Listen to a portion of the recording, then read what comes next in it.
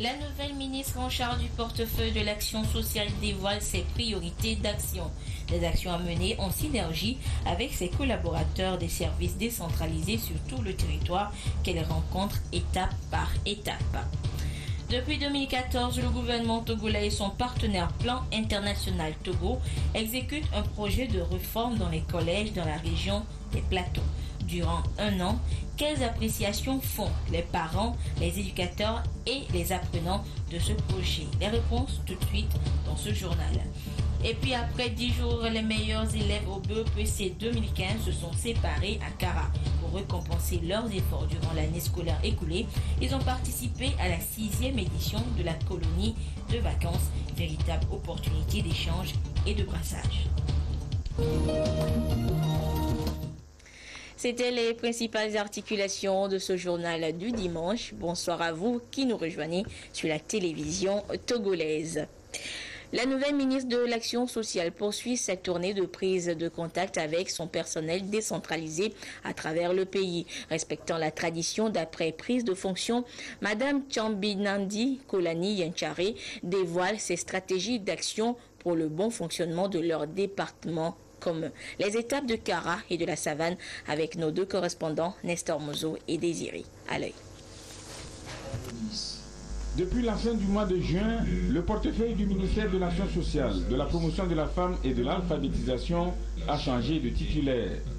Madame Tchabinandi Kolani Yenchare est la nouvelle patronne de ce département. Elle a entrepris une tournée dans les chefs-lieux de région à la rencontre de ses collaborateurs en poste dans les localités de l'intérieur. Ici, c'est l'étape de Kara.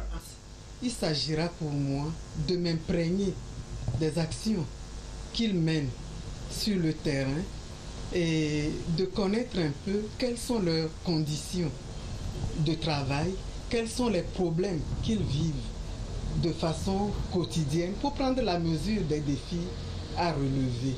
La tournée s'explique aussi par la volonté de la ministre de partager sa vision du travail avec ses collaborateurs.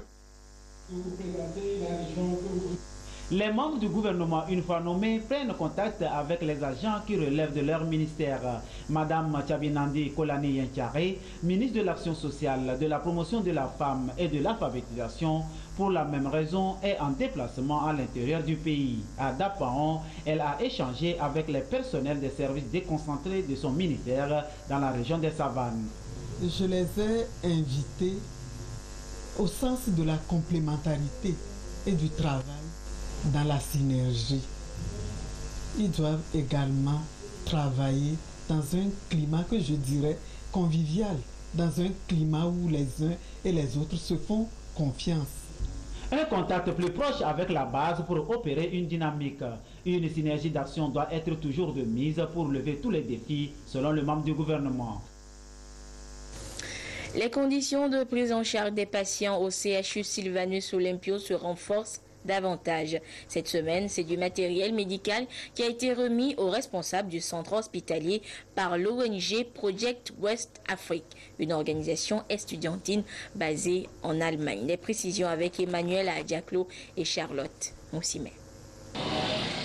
Remise symbolique dans lot de matériel médical au profit du CHU Sylvanus Olympio de Lomé. Un don de l'ONG Project West Afrique, une organisation estudiantine basée en Allemagne. Elle entend ainsi contribuer à résorber les problèmes d'ordre matériel qui se posent dans cette structure hospitalière. On a remarqué que le CHU manque de matériel. Donc c'est ça qui nous a motivés et à faire aussi à donner un pouce au développement de la structure sanitaire. Des instruments chirurgicaux de gynécologie et de traumatologie, des appareils, des kits de chirurgie qui serviront à coup sûr à améliorer la prise en charge des patients. Nos besoins en matériel sont importants. Des efforts sont faits par le gouvernement à travers le ministère de la Santé. Le CHU lui-même fait des efforts pour renforcer son plateau technique.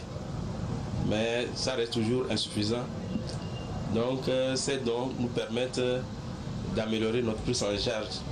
Ce partenariat s'illustre également par des stages offerts aux étudiants allemands en médecine chaque année.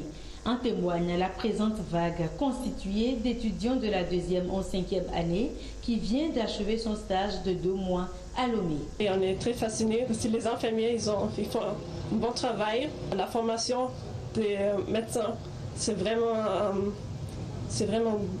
très bonne. On voit qu'ils peuvent faire beaucoup de choses. Le don est estimé à environ 11 millions de francs CFA. Et plusieurs pathologies sont traitées aussi bien au CHU Sylvanus Olympio que dans les autres hôpitaux du pays. Mais l'une d'elles retient l'attention des professionnels de la santé depuis plusieurs semaines au Togo. Il s'agit des maladies non transmissibles. Le comité en charge du programme national de lutte contre ces maladies forme des médecins sur leur prise en charge différente de celle des autres pathologies. Le compte rendu de la session de Cara avec la correspondance de Nestor Mozo. Il a été établi en 2000 par l'OMS que les maladies non transmissibles comme l'hypertension artérielle et le diabète constituent la première cause des décès dans le monde. 63% des décès sont liés à ces maladies. Au regard de leur ampleur, le programme national chargé de lutter contre ces maladies non transmissibles a décidé de faire des formations à l'endroit du personnel de santé intervenant dans les unités de soins périphériques pour un meilleur traitement des patients. Cette session concerne les acteurs des GSP de la région de la Cara. Nous avons au total 12 maladies non transmissibles. Il y a les maladies cardiovasculaires dans lesquelles nous retrouvons l'hypertension, le diabète et autres. Nous avons également les programmes de lutte contre le tabac. Nous avons la lutte contre les maladies pulmonaires chroniques, notamment l'asthme, les bronchopnéumopathies obstructives également. Également, nous avons la lutte contre la drépanocytose, la santé mentale, la lutte contre les maladies dentaires. Nous avons également la lutte contre les cécités. Mais nous sommes là essentiellement pour donner une formation sur l'hypertension et la prise en charge du diabète. Nous avons ici des médecins, des assistants médicaux, des sages-femmes et des infirmiers. Ils seront outillés pour former leurs confrères. Les évaluations seront faites aux bénéficiaires de la formation sur l'hypertension artérielle et le diabète. Et si tout marche bien, le programme national de lutte contre les maladies non transmissibles et la cécité introduira d'autres sessions de renforcement de capacités sur d'autres maladies. Éducation à présent avec le projet d'appui à la réforme des collèges, en abrégé PAREC, qui est une initiative du ministère des enseignements primaires et secondaires pour éduquer autrement les apprenants au secondaire dans notre pays. Et depuis 2014, l'expérience a débuté dans la région des Plateaux grâce à l'ONG Plan International Togo. 12 mois après, l'heure est au bilan pour tous les acteurs impliqués dans ce projet novateur dans le secteur de l'éducation. Derman Songoy nous en dit plus. La promotion de l'éducation de la jeune fille passe par la sensibilisation des communautés et l'augmentation des capacités d'accueil dans les écoles. Le projet d'appui à la réforme des collèges PAREC est mis en œuvre depuis juin 2014 dans la région des Plateaux au bénéfice de 204 collèges. Un projet du ministère des enseignements primaires et secondaires financé par l'Agence française de développement et l'ONG Plan International. Créer un cadre scolaire adéquat pour les enfants en général et maintenant mettre un accent particulier sur la promotion de l'éducation de la fille. Nous avons commencé par des sensibilisations au niveau des différentes communautés, surtout les 204 communautés collèges. Nous avons aussi mis en place des clubs de jeunes au niveau de tous les collèges publics de la région. Et dans ces communautés, nous sommes en train de mettre en place les groupes de promotion de l'éducation de la fille. Ces groupes sont composés de 10 femmes et de 10 hommes. De résultats scolaires, ça vient de soi. Partout, nous avons senti cette présence. Cette année, quand vous regardez les statistiques, nous avons constaté que même les filles ont doublé plus d'efforts et que ces résultats-là, ça nous a permis vraiment de sentir l'apport du projet AFD appuyé par Plan Togo sur le terrain. D'un coût total de 1,523 milliard de francs CFA, le projet d'appui à la réforme des collèges dans la région des Plateaux est mis en œuvre pour 3 ans, financé à 89% par l'Agence française de développement et 11% par Plan International. À terme, Ce projet devra aussi permettre une augmentation des capacités d'accueil, mais aussi une amélioration des conditions d'études des établissements du secondaire dans la région des Plateaux à travers la construction de nouveaux bâtiments scolaires.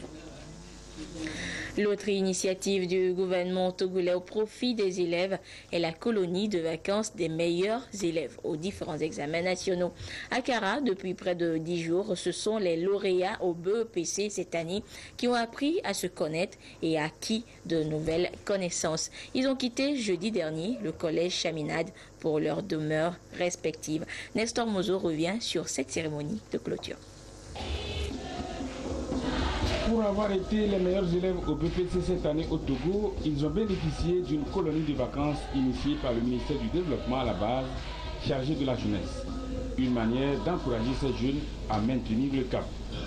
Le gouvernement attache du prix à la culture de l'excellence, surtout au niveau des scolaires, mais également au développement de l'esprit citoyen et civique auprès des jeunes.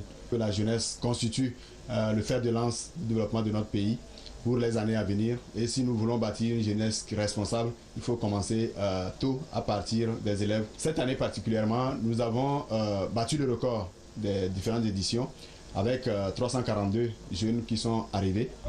La colonie de vacances au profit des meilleurs élèves au brevet d'études du premier cycle est à sa 6e édition. Les 5 premières éditions ont eu lieu à Palimé et à Moitien.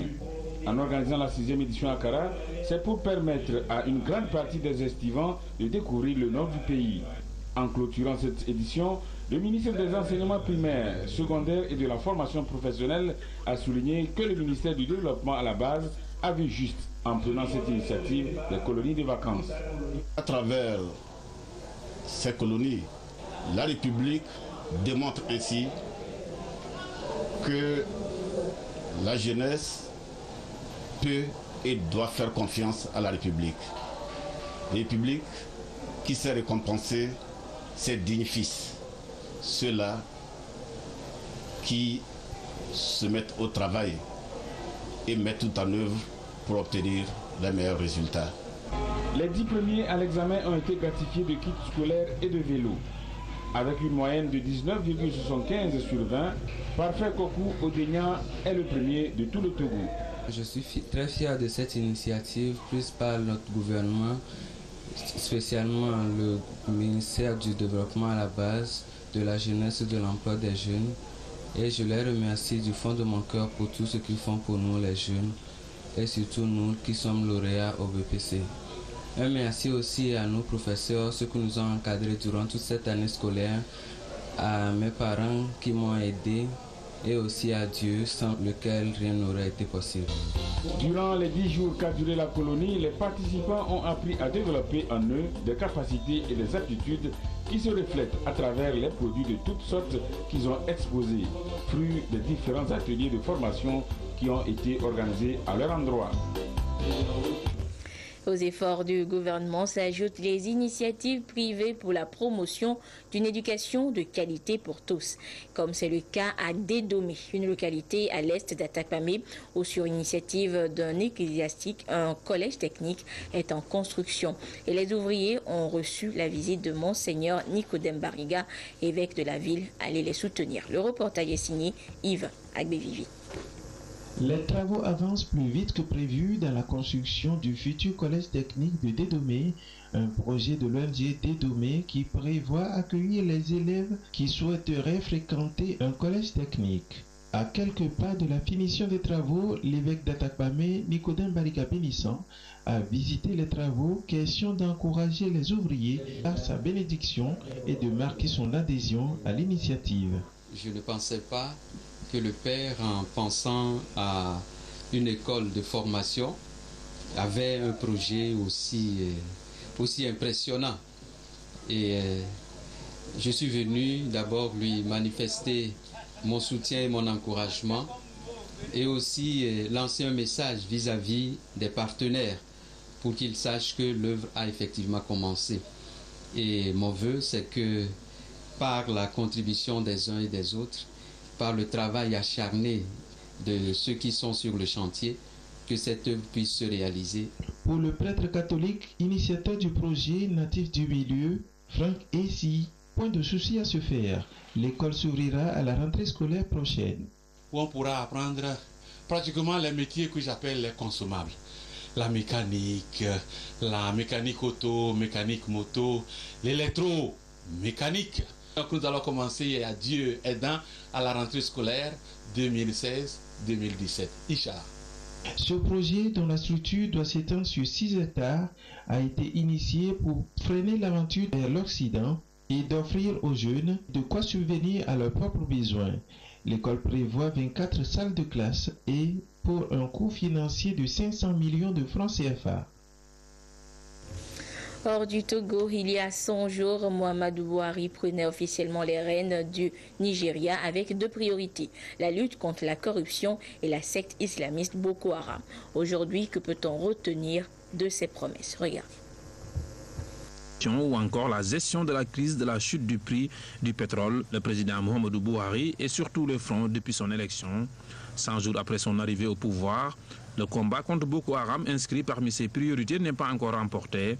Cependant, il a posé plusieurs prémices qui devraient permettre au Nigeria et à ses partenaires de mettre fin aux actes de la secte islamiste.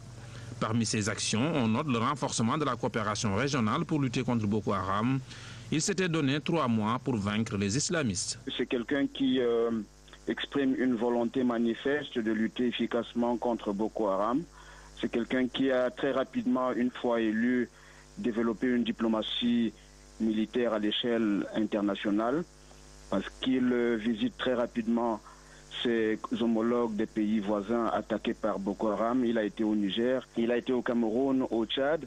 Il a même reçu l'invitation aux États-Unis où il a négocié quelques financements. Il a négocié aussi des appuis logistiques sur le plan militaire, malheureusement, qu'il n'a pas reçus.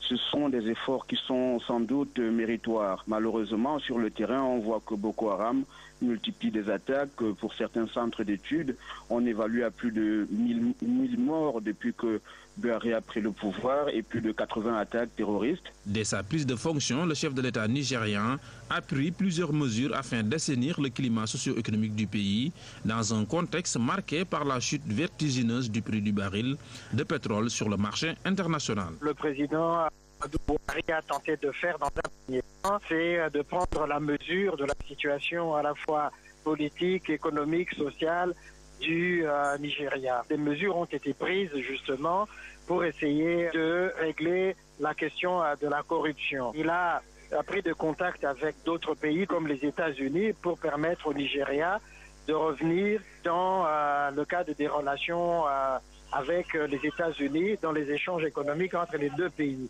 Il a essayé de stabiliser par rapport à la région pour faciliter justement les échanges entre le Nigeria et les pays limitrophes, en tout cas au sein de la CEDEAO. Ces détracteurs pointent du doigt l'absence d'une politique économique clairement définie, d'autant plus que le pays n'a pas encore un ministre des Finances. L'heure était également au bilan pour le président malien Ibrahim Boubacar Keïta. Après 2 ans, même si les objectifs ne sont pas tous en majorité atteints, IBK est fier d'un point principal, l'accord de paix signé le 20 juin dernier. Le nord du Mali était l'une des priorités de son mandat. 2 ans après son investiture, le chef de l'État malien Ibrahim Boubacar Keïta a-t-il remporté le défi sécuritaire permettant le retour définitif de la paix dans cette partie du Mali? Si on ne peut pas répondre par l'affirmation à cette question, force est de constater qu'un grand pas a été fait dans le règlement du conflit grâce à l'accord de paix signé le 20 juin 2015 entre le Mali et les différents groupes armés. Je l'ai dit et redit, l'accord de paix est incontournable. Donc je pense que l'accord est absolument une chance pour le Mali, pour le Sahel et tous nos voisins. Nous sommes tous concernés.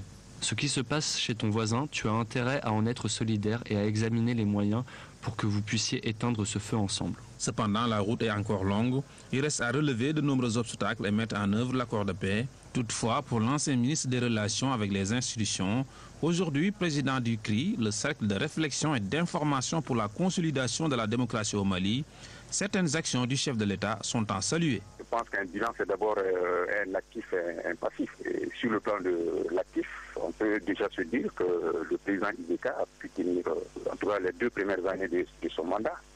Et comme actif également, il est également incarné par la signature de l'accord pour la paix et la réconciliation national au Mali. Maintenant, sur le plan du passif, c'est que nous sommes dans une construction démocratique, moins de 30 années d'exercice démocratique. Les Maliens et les Maliennes, je pense, n'ont pas encore mesuré le sens et la portée de la signature d'un accord comme celui que nous allons définir. Le président malien s'est félicité de l'état économique du pays et des avancées dans la lutte contre la corruption. Il a également salué les nombreuses initiatives de la jeunesse malienne. Le chef de l'État malien entend poursuivre son plan d'action dans la création d'emplois et la construction de logements, d'autres challenges qu'il doit également relever. Et l'actualité hors du continent est comme toujours marquée par la crise des migrants en Europe. Et ce dimanche, ils sont des milliers à entamer un exode vers l'Allemagne ou l'Autriche où ils espèrent un meilleur accueil et surtout un statut. Regardez. Bus ou pas, ils partent. Ils ont déjà marché une vingtaine de kilomètres le long de la route nationale en direction de la frontière autrichienne, sous les yeux de la police hongroise. Il n'y a ni bus ni train. On est très fatigué, mais marcher c'est toujours mieux que de rester assis. Comme beaucoup avant eux, ils sont des centaines à avoir entrepris de quitter la gare internationale de Budapest où ils ont déjà attendu trop longtemps. On est resté bloqués pendant 6 jours sans pouvoir rien faire. On avait peur qu'ils nous emmènent dans des camps et qu'on soit obligé de rester en Hongrie. Les autorités hongroises ont acheminé des milliers de migrants à bord de quelques 90 bus à la frontière autrichienne dans la nuit de vendredi à samedi. Mais dans l'après-midi, le chef de la police a déclaré que la Hongrie mettait fin à cette initiative. Et si des trains pris d'assaut ont été mis en circulation jusqu'à un bourg frontière entre l'Autriche et la Hongrie, ils sont des centaines à préférer parcourir à pied les derniers 150 km de leur long et pénible périple. Un départ volontaire qui n'est pas pour déplaire à l'extrême droite hongroise. Ceux qui fuient les persécutions, cela veut seulement dire que 10 à 20% de tous ceux qui sont là peuvent recevoir de la nourriture, à boire et un hébergement temporaire. Mais rien de plus. Pas d'intégration, ni d'installation, ni de logements municipaux et pas de droit de vote. De toute façon, pour ceux qui arrivent en Hongrie, il n'est pas question de rester. Ce groupe de personnes vient de passer la frontière depuis la Serbie et préfère camper à l'extérieur du camp de transit destiné à les recevoir, avant de continuer leur route vers l'Autriche puis l'Allemagne, où l'accueil n'est décidément pas le même qu'en Hongrie. Retour à l'actualité politique au Togo avec le congrès statutaire de la CDPA qui a pris fin ce dimanche. À retenir de ces 2 jours d'échange, l'adoption de nouveaux textes régissant le parti, mais surtout la reconduction de Mme Brigitte Adjamagbo Johnson comme secrétaire générale. Le point avec Augustin Kossi dans Djouma Ali et Komou Poyodi. Qu'a fut Brigitte Johnson Adjamagbo, reconduite à l'unanimité secrétaire générale de la CDPA, Convention démocratique des peuples africains. Elle est portée à la tête du bureau directeur à l'issue du 6e congrès statutaire de cette formation politique. C'est une lourde responsabilité que j'accepte avec beaucoup d'émotion, mais aussi je mesure l'ampleur de la tâche qu'il y a devant moi et devant toute l'équipe. Mais c'est en toute humilité que je l'accepte. Les travaux du Congrès ont permis aux militants et sympathisants du parti de faire le point du chemin parcouru pour ainsi repenser la lutte pour mieux relever les défis.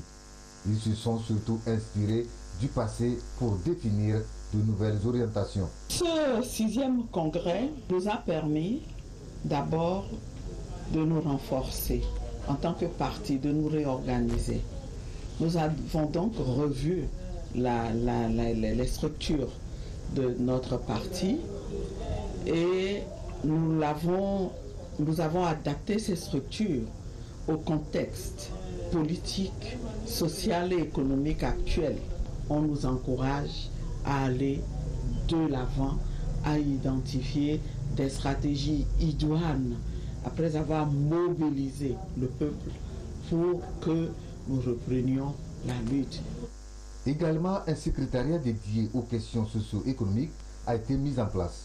Au terme des 2 jours de travaux, des recommandations ont été formulées à l'endroit des décideurs politiques ainsi qu'au CAP 2015 pour une synergie d'action pouvant déboucher sur le renforcement de la démocratie au Togo. Le Grand Bassar célébrait ce samedi de Pontnidak, ou la fête des Ignames, une 51e édition qui valorisait, selon les ressortissants Bassar, la reine des Ignames, le Labokan.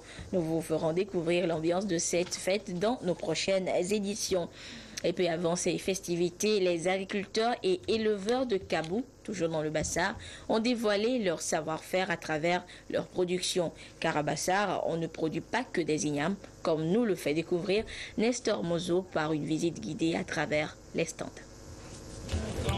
Coupure du ruban symbolique, en signe d'ouverture. La FAC, Foire agricole de Kabou, se tient à nouveau. Elle est à sa deuxième édition après le coup d'essai de l'année dernière. Kabou, dans la préfecture de Bassar, est connu comme un des grands greniers du Togo. Les cadres de la localité en sont fiers. Cette foire constitue une marque de cette fierté. C'est une manifestation, je me souviens bien quand nous étions enfants, qui s'organisait pour encourager, stimuler les paysans. Entre-temps, cela s'est arrêté. Et nous avons jugé utile de reprendre cette activité. L'année dernière, nous étions limités juste au canton de Kabou. Mais pour cette édition, nous avons étendu ça à toute la préfecture de Bassar. Par rapport à l'année dernière, le nombre d'exposants est un peu plus important. La foire agricole de Kabou est donc en renaissance pour porter au loin la résonance du nom Kabou. En dehors des produits bruts, à cette foire sont aussi exposés des produits issus de la transformation. À part la farine d'igname qu'on peut utiliser pour faire le foufou d'igname, nous avons également fait des biscuits à base d'igname. Nous avons fait le couscous à base d'igname. La pâte même amala qu'on appelle la pâte amala, on l'a fait à base d'igname. Les ignames, surtout les variétés précoces, enregistrent des pertes énormes pendant la conservation. Des pertes qui dépassent 50% en 2 mois de conservation. Donc il y a la technique du curing qui permet de diminuer de moitié ces pertes-là. L'édition 2015 de la foire connaît une innovation. Un concours de meilleurs producteurs est lancé. Il est piloté par l'Institut de conseil et d'appui technique ICAT.